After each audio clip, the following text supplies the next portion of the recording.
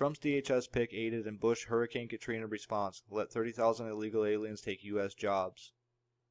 Out of New Orleans, Louisiana, President Trump's pick to lead the Department of Homeland Security, Kirstjen Nielsen, was at the center of the plan that allowed thousands of illegal aliens to come to the United States to take coveted American blue-collar jobs from hundreds of thousands of citizens who had lost their livelihood in the historic natural disaster.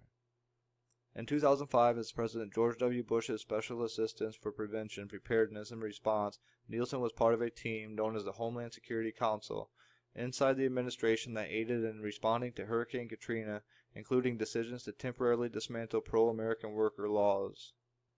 For instance, while Nielsen was part of the Hurricane Katrina response team in the Bush administration, Bush's DHS suspended sanctions for employers who were willing to hire illegal aliens. Additionally, Bush waived the 1931 Davis-Bacon Act, which mandated that federal contractors pay workers the average regional wage. Bush's easing of labor laws was followed by an aftermath effort that allowed an estimated 30,000 illegal aliens to not only flood the Gulf Coast after Katrina, but also to take thousands of American blue-collar jobs that would have otherwise gone to impacted working-class Americans.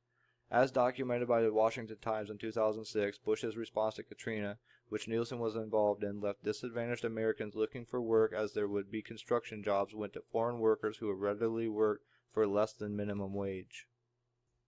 An Alabama employment agency that sent 70 laborers and construction workers to job sites in the state in the aftermath of Hurricane Katrina says the men were sent home after just 2 weeks on the job by employers who told them the Mexicans had arrived and they were willing to work for less. Linda Swope, who operates Completed Employment Services Incorporated in Mobile, Alabama, told the Washington Times last week that the workers, whom she described as U.S. citizens, residents of Alabama, and predominantly black, had been urgently requested by contractors hired to rebuild and clear devastated areas of the state, but were told to leave 3 job sites when foreign workers showed up. After Katrina, our company had 70 workers on the job the first day, but the companies decided they didn't need them anymore because the Mexicans had arrived, Mrs. Swope said. I assure you that it's not true that Americans don't want to work. We had been told that 270 jobs might be available, and we could have filled every one of them with the men from this area, most of whom lost their jobs because of the hurricane, she said. When we told the guys that they would not be needed, they actually cried, and we cried with them. This is a shame.